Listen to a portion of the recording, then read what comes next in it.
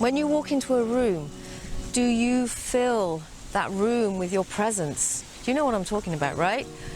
Or are you kind of like apologetic, almost wishing the ground would swallow you up? That's happened to me in the past when I was younger, working in media and going into these media situations where I just wanted the ground to swallow me up.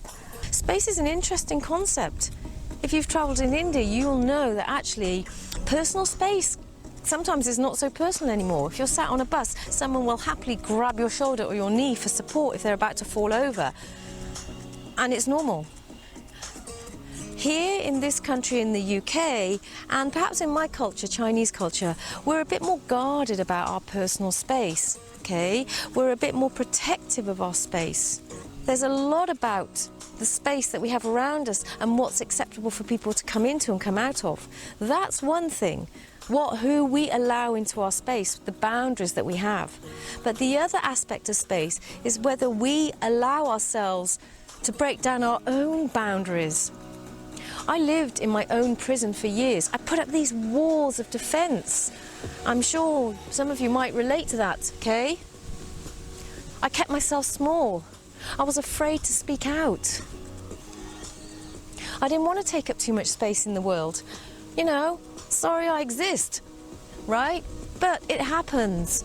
So when we come into our bodies, when we drop into the physicality of our bodies, and we move and allow ourselves to move and travel and to take up space, it's very grounding, it's very connecting, it's very life-affirming, it's very validating. So, and I don't say this lightly because if you're a very tall person, perhaps you're always slightly stooped over.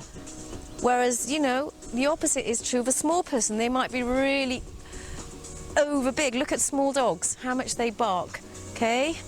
Taking up space in the world and feeling comfortable with the space that we take up in the world sometimes is not as simple as it seems. When we come into our bodies and we move through dance,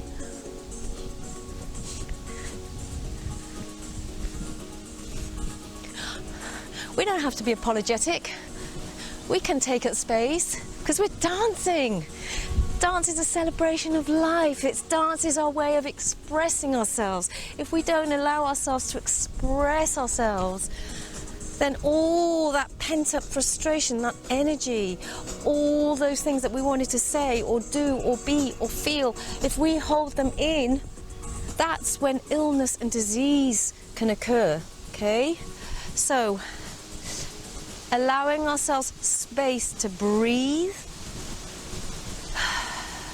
allowing ourselves space, opening up the space in the tight areas where we have tension in our bodies, opening up those spaces, releasing what we've been holding on to. It doesn't serve us.